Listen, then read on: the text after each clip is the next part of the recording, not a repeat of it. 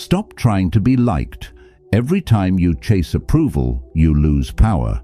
Every time you over-explain yourself, you signal weakness.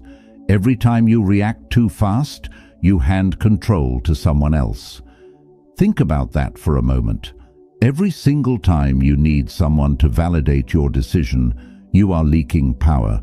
Every time you justify yourself to people who never asked for an explanation, you are making yourself smaller. Every time you let someone else's reaction dictate your next move, you are not the one driving. And most people do this constantly, without realizing it, without understanding what it costs them. They wonder why people walk over them. They wonder why they are not taken seriously. They wonder why the respect they work so hard to earn never quite arrives. And the answer is always the same. They have been giving it away. The most dangerous people you have ever met never fought for your respect. They did not ask for it either. They just had it. Automatically, effortlessly. That is not magic. That is not luck. That is a specific set of habits, mindsets, and disciplines built deliberately over time that create a presence so solid that respect is the only natural response to it. That is what we are building today. A ruthless, unshakable aura. Like this video, subscribe, and share it with someone who needs this. Let us begin. Type this in the comments right now and claim it as yours.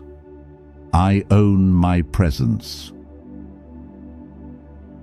Truth 1. Weak reactions destroy powerful men. Let me ask you something honest. Think about the last time someone said something that got under your skin. Maybe it was a rude comment. Maybe it was disrespect disguised as a joke. Maybe someone dismissed you in a meeting or talked over you like you were not even there. What did you do? Did you snap back? Did you get defensive? Did you go quiet but spend the next 3 hours replaying it in your head, getting angrier with every replay? Most people react. That is the problem. And that reaction costs them more than they realize. Your reaction is a window. The moment you show it, people see straight through to your insecurities. They see your pressure points. They see your triggers. They see exactly where to push to control you. And the moment someone knows how to control your emotions, they hold power over you. Not physically, emotionally. And emotional control is the most complete kind of power one person can have over another. Marcus Aurelius wrote something that completely changed the way I think about this. He said, "You have power over your mind, not outside events. Realize this, and you will find strength." Sit with that for a second. The event itself does not damage you. What damages you is the meaning you attach to it. That meaning becomes a story. The story drives the emotion drives the reaction, and the reaction, unfiltered, knee-jerk, impulsive, is what exposes the crack in your armor. It is a cycle, and powerful people break that cycle deliberately. Here is what the most respected, most feared, most admired people in any room do differently. They pause, they breathe once, they choose their response instead of having a reaction that chooses them. That pause is not weakness. That pause is the most powerful thing you can do in a charged moment, because everyone around you is watching.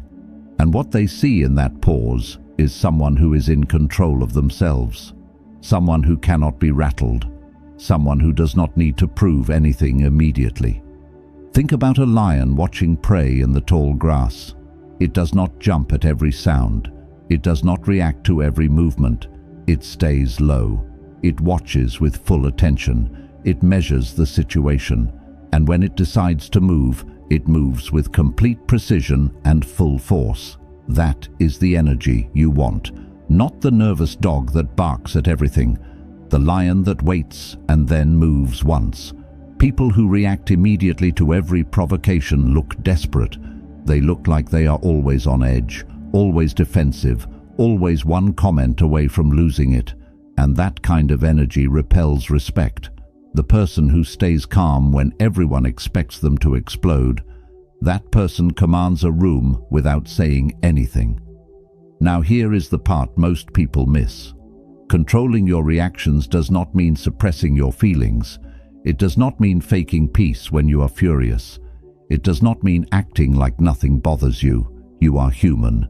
Things will bother you. People will disrespect you. Life will throw situations at you that are genuinely unfair and genuinely frustrating. But there is a massive difference between feeling something and broadcasting it.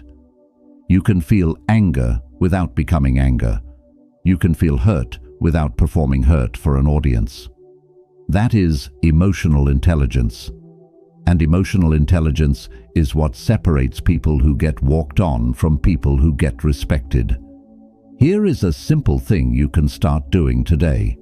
When something irritates you, give yourself 3 seconds before you respond. That is all, 3 seconds. That gap is the difference between reaction and response. A reaction is automatic. A response is chosen. Do it consistently and something powerful happens.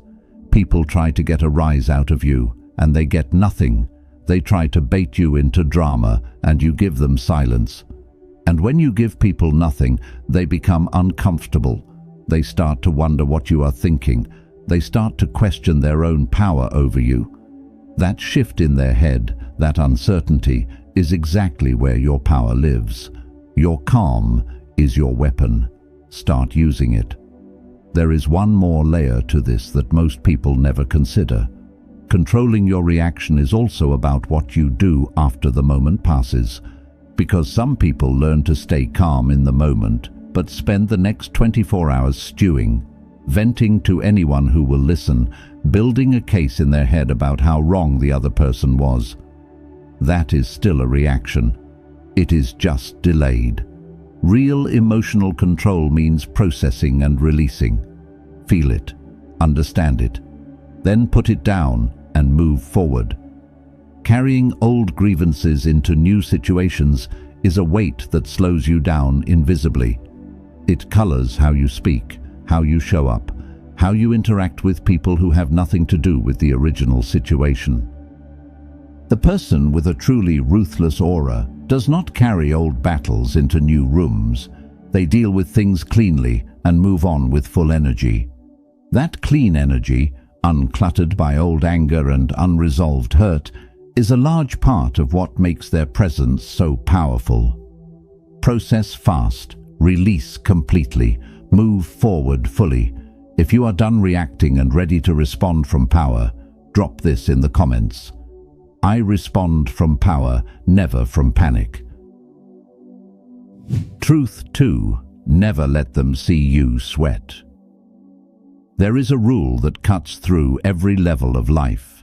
Business, leadership, relationships, competition. Never show the struggle publicly.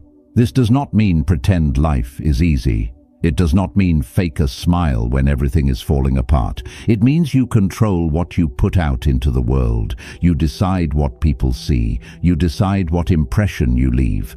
When you are stressed, your body tells on you. Your voice gets tight. Your words come faster. Your eyes move around instead of staying still. Your jaw locks up. Your movements become rushed and small. All of that is information, and in the wrong hands, that information becomes a tool to use against you.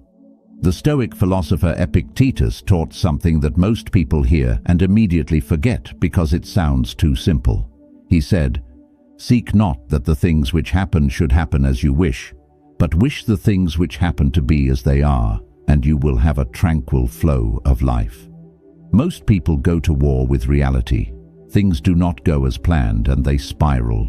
They complain. They broadcast their stress to everyone around them. They look for someone to rescue them or someone to blame. And every time they do that, they are sending a signal. I am not in control right now. And once people receive that signal, they adjust. They test more. They push more. They take more. The people who hold real authority, whether in a boardroom or a family or a friendship, are the ones who appear to have it together even when they do not, especially when they do not. This is not deception, this is leadership. Leadership is the decision to carry the weight of a situation so others do not have to feel it as heavily. Think about what happens on a turbulent flight. Passengers look to the flight attendants. If the flight attendants are calm, passengers calm down. If the flight attendants look scared, the whole cabin starts to panic. The actual turbulence did not change. The visible response to it did. You are that flight attendant in every room you enter. People read your energy to calibrate their own. If you project chaos, chaos spreads. If you project control, control spreads. Here is a practical technique. When something goes wrong, when you feel the stress rising, when the situation gets tense, slow your speech down by half the pace you want to talk at. Take one visible breath before answering. Slow speech signals authority. Fast speech signals anxiety. People process tone before they process content. Before they hear what you are saying, they feel how you are saying it. Keep your posture open, shoulders back, chest forward, hands visible and relaxed. Keep your face neutral, not cold, not forced, just settled. Like someone who has been through enough to know this too will pass. Over time, this practice does something extraordinary. You stop pretending to be calm. You actually become it. Because your nervous system learns that it can handle difficulty without falling apart. It builds a track record of surviving hard things. And that track record becomes a kind of inner confidence that nothing else can manufacture. People feel that kind of calm from across the room. They are drawn to it. They trust it. They defer to it. Because in a world where most people are one problem away from unraveling, someone who stays steady is rare. And rare things are powerful things. There is also something important to understand about the long game here. When you consistently show up composed under pressure, people start to assign you a different category in their minds. You stop being someone they have to manage or worry about. You become someone they rely on, someone they bring their own problems to, someone they defer to. That shift happens naturally. You do not have to ask for it. You do not have to announce yourself. You just have to keep showing up steady when others are shaking. Do that enough times and the room begins to orient around you without you saying a word. Compose yourself, then let the room reorganize itself around your calm. And remember, this is a skill, not a personality trait. Some of the most naturally anxious people alive have learned to project extraordinary calm under pressure because they practiced, they drilled it. They built it the same way a musician builds technique, through repetition in low-stakes situations, so it is available automatically in high-stakes ones. Practice being composed when small things go wrong. Your coffee order is messed up. Traffic makes you late. A plan changes at the last minute. Use those small irritations as training ground. They are the reps that make the muscle available when the real tests come. The real tests always come, and when they do, you will be ready. If you are choosing calm over chaos starting today, write this below and mean it. No one sees me shake. No one sees me doubt. Truth 3. Your body speaks before your mouth does. Before you say your first word in a room, people have already decided something about you. That is not speculation. It is well documented in psychology. People form first impressions within seconds of seeing you, and the vast majority of that impression is not based on what you say. It is based on how you carry yourself, your posture, your walk, the speed of your movements, the steadiness of your eyes, the expression resting on your face when you think nobody is looking. All of it is communicating something right now. The question is what? Most people are accidentally broadcasting one of two things. Either they are nervous and unsure, which shows up as rounded shoulders, downward eyes, fast fidgety movements, and a general sense of wanting to take up as little space as possible. Or they are performing confidence, which comes across as stiff, exaggerated, and clearly manufactured. Neither one creates presence. Neither one builds an aura. The people who have genuine presence move through life differently. They do not rush. They do not shrink. They do not try to fill every silence with nervous energy. They take up their full space without apology. They hold eye contact like they have nothing to hide. They walk at a pace that says they know exactly where they are going, and they are comfortable taking their time getting there. Seneca wrote, "Retire into yourself as much as possible." What does that mean for the way you carry your body? It means your energy is contained. You are not leaking nervousness into every room. You are not performing for approval. You are simply present, rooted, still. There is a specific kind of stillness that powerful people carry. It is not passive. It is not lazy. It is controlled readiness, like something that does not need to move to prove it can move. Here is an exercise that will change how you see yourself. Stand in front of a full-length mirror and just watch. Watch how your shoulders sit. Watch what your face does when it is completely relaxed. Watch how you walk from one side of the room to the other. Most people are genuinely surprised when they do this, because we carry a mental image of ourselves that is often very different from how we actually look to others. If your shoulders are rolled forward, pull them back and down, not like a soldier, like someone proud of the body they live in. If your eye contact breaks too fast, practice holding it one full second longer than feels comfortable. Not staring, just steady, confident, present. If you walk fast and rushed like you are late for everything, slow down. Take longer strides. Let your feet land with intention. Move like each step is a decision. If your resting face is tight and closed, relax your jaw deliberately. Let your expression settle into neutral, not forced happiness, not a frown. Just open and calm. These adjustments feel small. Their impact is not small. And here is the deeper mechanism at work. When you change your body, you change your mind. When you stand like someone who holds power, your brain starts to align with that posture. Your internal state follows your external presentation. This is not fake it until you make it. This is using the body-mind connection intentionally. Your physiology and your psychology are in constant conversation. Shift one and the other follows.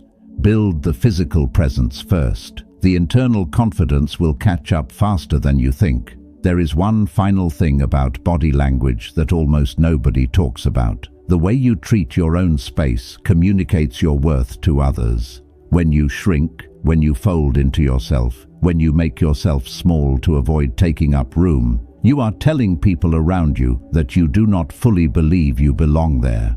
And people believe what you show them. If you show them someone who apologizes for existing in a room, they will treat you accordingly. If you show them someone who occupies their space with ease and without apology, they adjust. They make room. They accord you the gravity you project. Start now. Occupy your full space. Walk through every door like you were expected, because the truth is, you were expected. You have been building toward this. Every decision you make to show up more powerfully, to carry yourself with more intention, to communicate through your body that you belong exactly where you are. All of it is preparation for the version of yourself that the world has not fully seen yet. Give that version the physical expression it deserves. Stand tall. Move deliberately. Take up the space that is yours. And do it every day until it is no longer something you have to think about. Until it is simply who you are. Say this to yourself before you walk into any room today, then drop it in the comments. I let my body talk. Truth 4. Detachment is the ultimate form of dominance. This is the one that is going to challenge everything you have been taught. Here it is, plainly. The person who needs the outcome the least holds the most power in any situation. Take a moment with that. In a negotiation, the one who needs the deal more is already in a weaker position before a single word is exchanged. In a relationship, the one who cares more deeply while getting less in return always suffers more and gets respected less. In an interview, the candidate who is visibly desperate for the job almost always loses it to someone who walks in like they already have options. This is not cynical. This is how power actually functions between people. Neediness is repelling, not because people are deliberately cruel, though some are, but because neediness signals a lack of options, and people at every level, consciously or not, are drawn to those who appear to have choices. Because options mean freedom, and freedom is power. Now here is the distinction that matters. Detachment is not the same as not caring. Detachment is not coldness. It is not indifference to life or to people. Detachment means caring deeply about your mission, your standards, your values, while releasing your grip on any single specific outcome. It means giving your full effort and then letting go of whether the result goes your way. Marcus Aurelius wrote, "The impediment to action advances action. What stands in the way becomes the way." When you are desperate for something, your judgment blurs. You make decisions from fear instead of clarity. You accept things that are beneath your standard because you are too afraid of losing the opportunity. You stay in situations that drain you because leaving feels too risky. But when you operate from genuine detachment, when you honestly believe that if this particular thing does not work, something better will come, you move through the world with a completely different energy. You are relaxed, you are clear-eyed, you are willing to walk away. And nothing communicates power more effectively than the willingness to walk away. People who can walk away from deals, from relationships, from situations that do not serve them are the people who ultimately get the best deals, the best relationships, the best situations, because they do not accept less. And the world adjusts to meet people who hold their standard. So how do you build genuine detachment? Not the performed kind, the real kind. You build options. Genuine detachment requires genuine alternatives. If you only have one source of income, one relationship possibility, one opportunity in front of you, your desperation is real, and it will show. Build your skills so multiple doors open. Build your financial position so you do not have to take whatever is offered. Build a network so you always have somewhere to turn. You practice releasing outcomes. This means doing your best work with complete commitment and then genuinely letting go of the result. You control the input. The outcome is not fully yours to control. Accept that. Focus all your energy on the process and release the attachment to what it produces. You raise your minimum standard. Desperate people accept whatever comes. People with presence have requirements. They know what they will not tolerate, and they act on that knowledge. Every time you walk away from something that does not meet your standard, your sense of self-worth grows, and that growth shows in the way you carry yourself. Here is something that will challenge your thinking. Most people believe that needing things and people is a sign of depth, of how much they care. But there is a crucial difference between loving something and needing it, between valuing someone and being unable to function without their approval. You can deeply love your work without needing every project to succeed. You can care about a relationship without losing yourself when it is uncertain. You can pursue a goal with full intensity without making your self-worth contingent on the result. That distinction, loving versus needing, is where detachment lives, and mastering it is one of the most quietly powerful things you will ever do. Detachment is a practice. The more you build it, the more genuinely free you become, and genuine freedom produces the kind of aura that people feel and cannot quite name. There is also a spiritual dimension to detachment that the Stoics understood deeply. When you stop needing things to go a specific way, you stop suffering when they do not. And when you stop suffering over things outside your control, you free up a massive amount of mental and emotional energy. That freed energy gets redirected into what you can actually affect: your work, your growth, your relationships, your discipline. This is the paradox. Detachment does not make you care less. It makes you perform better. because you are no longer divided. You are not pouring half your energy into worrying about outcomes and the other half into the actual work. You give the work everything, and then you let go and see what comes. The most powerful version of yourself is the one that moves without desperation, that negotiates without need, that loves without losing themselves, that works without attachment to recognition, that gives without keeping score. Build that version deliberately. It starts with the honest question, what am I currently clinging to that is costing me my power? Name it. Then practice day by day, loosening the grip. If you are ready to stop chasing and start leading, put this in the comments right now. I detach and dominate. Truth 5. Build a name that walks into rooms before you. Your reputation is working for you or against you right now, whether you are paying attention to it or not. It is the thing that moves through the world on your behalf when you are nowhere near. It is what people say about you in rooms you will never enter. It is the impression that exists before you speak, before you act, before you prove anything. And in many situations, your reputation is more powerful than your actual presence. Most people are passive about their reputation. They hope it is good. They assume the good outweighs the bad. They cross their fingers that people are talking kindly. The people with the most formidable auras treat their reputation like the most valuable asset they own, because it is. Epictetus said, "First say to yourself what you would be, and then do what you have to do. Decide who you are, then act like it without exception." That is reputation building in its purest form. Here is what most people get wrong about reputation.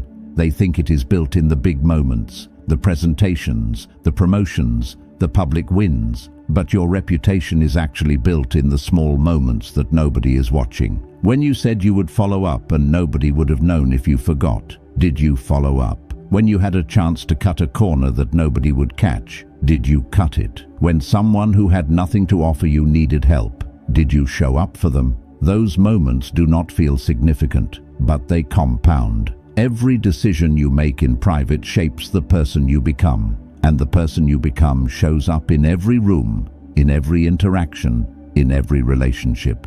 Your character is your reputation, and your reputation travels ahead of you. Before you walk into any meaningful situation, a job, a business deal, a new relationship, people have usually already heard something about you, from someone you know, from social media, from word of mouth, from your own past behavior that rippled outward without you knowing. That pre-existing impression opens doors or closes them before you even arrive. If your reputation says you are reliable, that you show up, you follow through, you do what you say, people give you chances they would not give a stranger. They extend trust. They open access.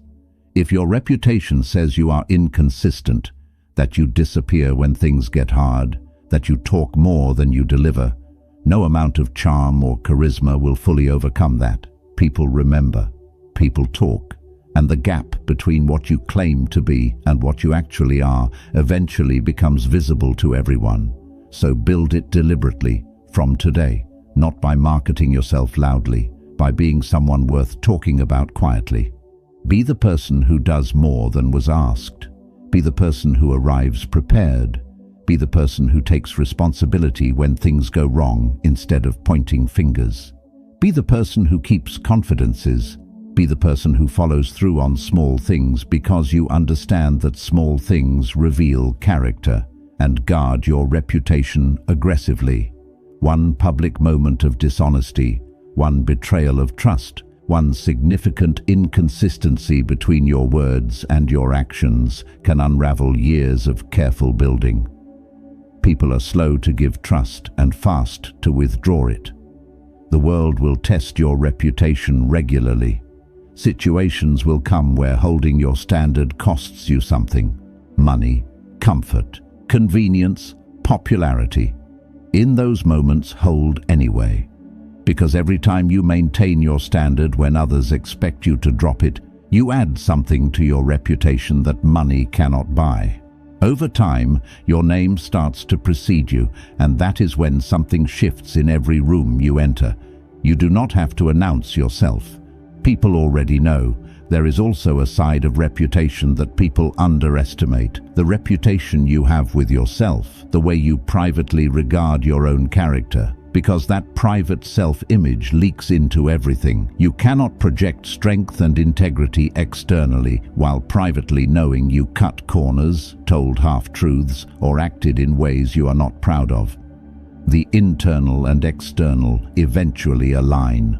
Always. The gap between who you are in private and who you perform in public closes over time. And it closes in the direction of who you really are in private. So if you want your external reputation to be unshakable, build your private character first. Be someone you respect when no one is watching.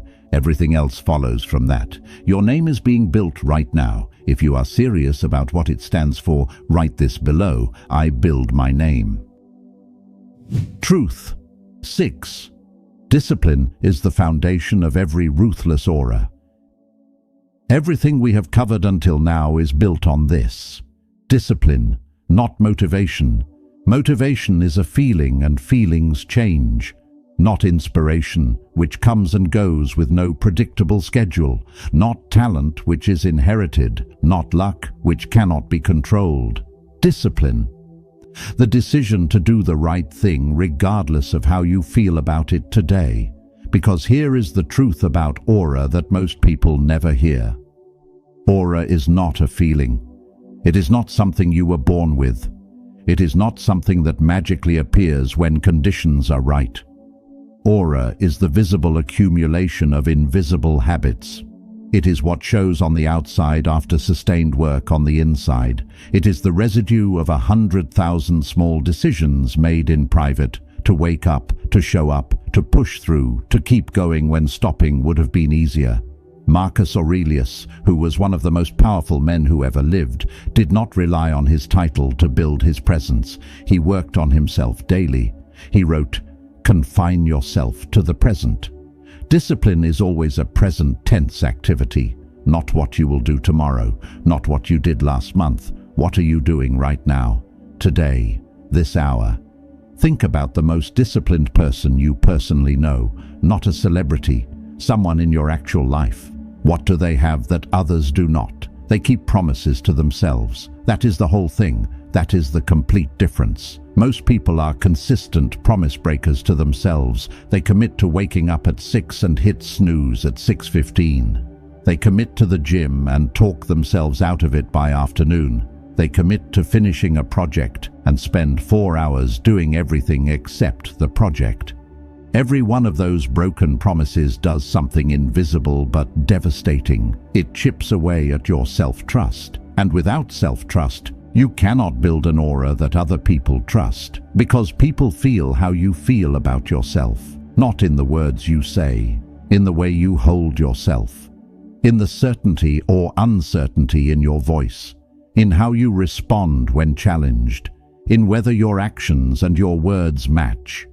When you have kept your commitments to yourself, when you have done the hard thing day after day without an audience, a quiet confidence develops that cannot be faked and cannot be bought. It is earned confidence, and earned confidence is the only kind that builds a real aura. Here is how to start building it. Pick one commitment, not 10. 1. Something small enough that you can actually do it every day and significant enough that it requires genuine effort. Wake up at a fixed time every single day. Exercise for 20 minutes without exception. Read for 30 minutes. Write for 15. Meditate for 10. Whatever it is, one thing, daily, no negotiation. Then keep it, not for a week, not until you feel better. Keep it as a non-negotiable part of who you are. Here is what that one sustained commitment does. First, it builds the actual discipline muscle. Every time you do it when you did not feel like it, the muscle gets stronger. Second, and more importantly, it builds internal proof. Evidence that you are someone who follows through. Evidence that stacks every single day.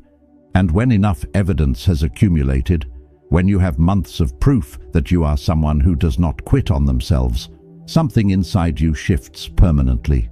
You carry yourself differently. You speak with a different kind of certainty. You hold your position more easily in difficult situations because you know something about yourself that most people do not know about themselves. You know you will not stop. You know that when things get hard, you keep going. You know that you have been through difficult days before and you did not fall apart. That knowledge is the bedrock of every ruthless aura. Build it daily, protect it fiercely. Let no one and nothing take it from you. One more thing. Discipline is also about what you say no to. Every yes you give to something that does not serve your growth is a no to your own development. Every night you stay up too late when you committed to early mornings is a small betrayal. Every time you give your focused hours to distraction instead of to your most important work, you are choosing who not to become. Say no more. Protect your committed hours. Guard your energy like it is the fuel for the life you are trying to build. Because it is. The people who build the most powerful presence are almost always the people who have the strictest relationship with their own time and energy. They are not perfectionists. They miss days. They have failures, but they return every time, without drama, without lengthy periods of self-pity. They simply return to the discipline and keep building. That return, that consistent return after every stumble, is the real measure of discipline. And the people watching can feel it even if they cannot articulate it. If discipline is the identity you are choosing from today, claim it in the comments. Discipline defines me. Truth 7. Decide who gets access to you. This rule might be the most important one in the entire video.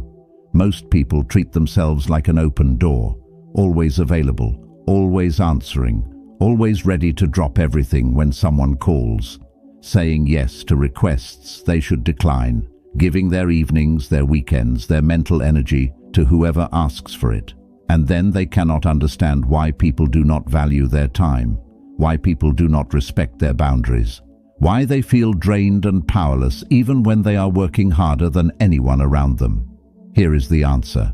You have trained people to expect unlimited access to you, and things with unlimited access have no scarcity, and things with no scarcity have no perceived value.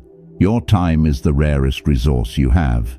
Your focused energy is rare. Your undivided attention is rare, but only if you treat it that way.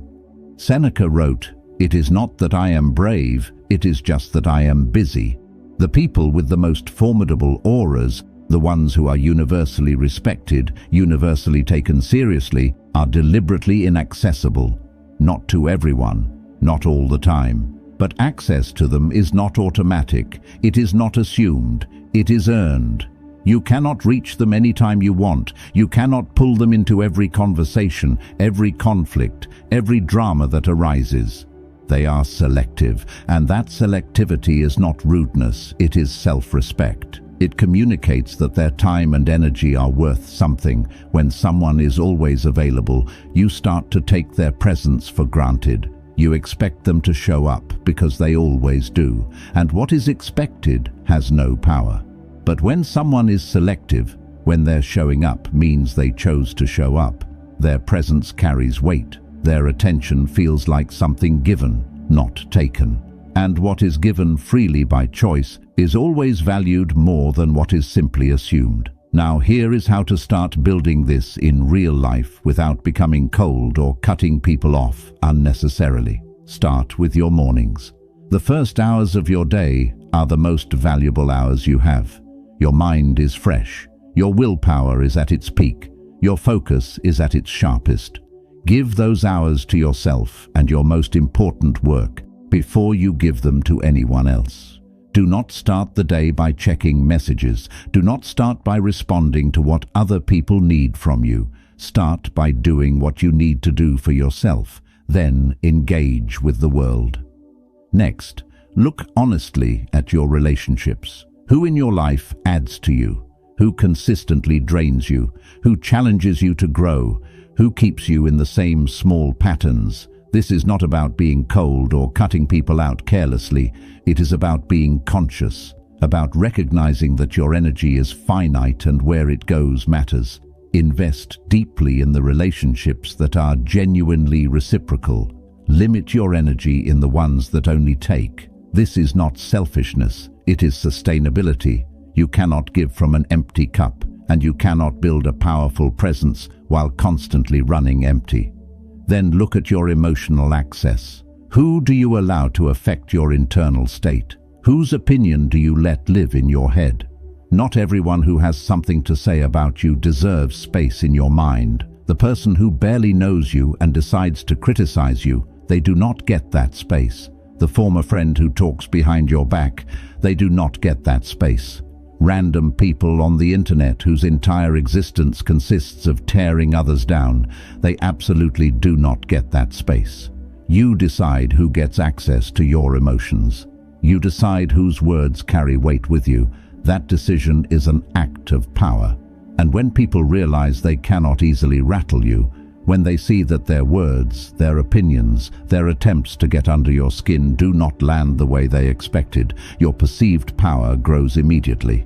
Mystery is magnetic, restraint is powerful, and the person who controls access to themselves controls the energy in every relationship and every room they occupy. And here is the final piece of this.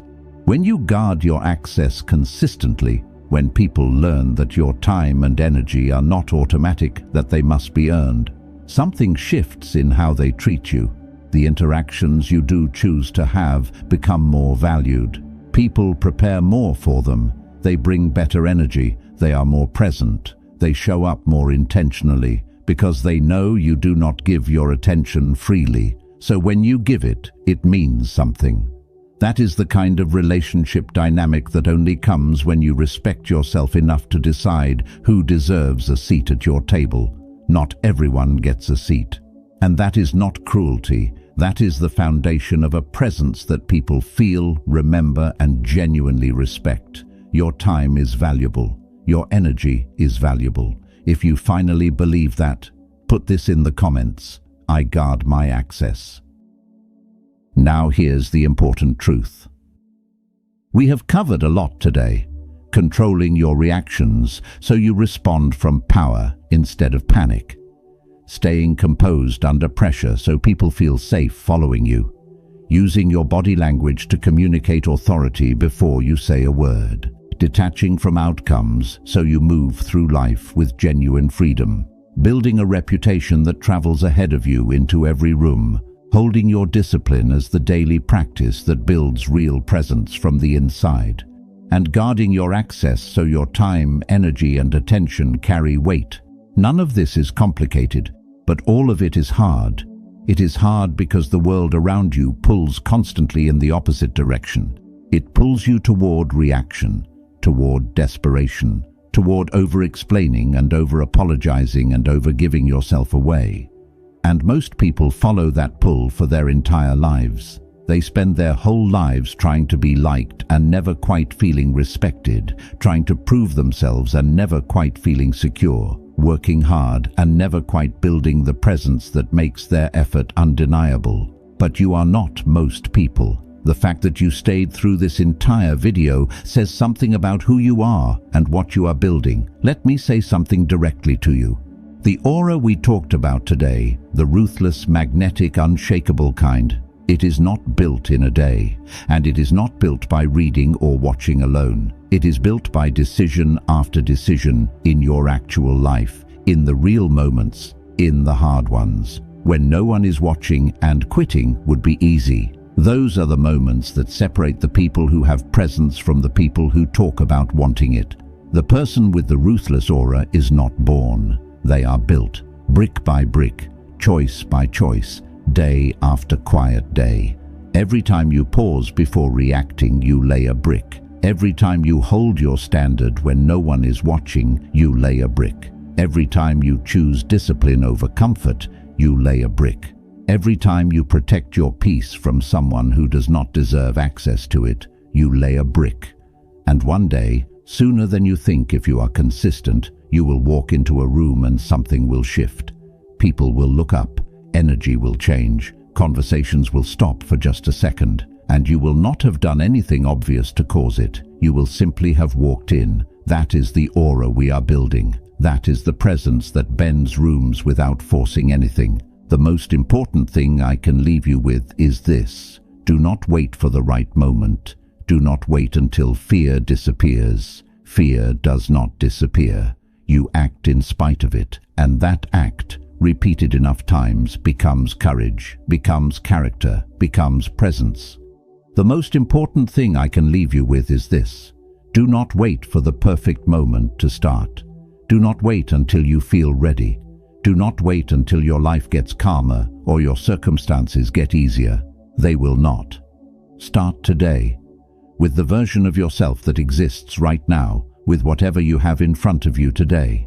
Take one thing from this video, just one, and apply it before this day ends. One decision, one change, one moment where you choose differently than you would have before. That is how it begins, and it never stops building from there. If this added something to you, hit the like button. It costs you nothing, and it helps this content reach people who need it. Share it with someone in your life who is ready to step into their power. And if you are new here, subscribe, because we go deep on this channel every single time. I will see you in the next one.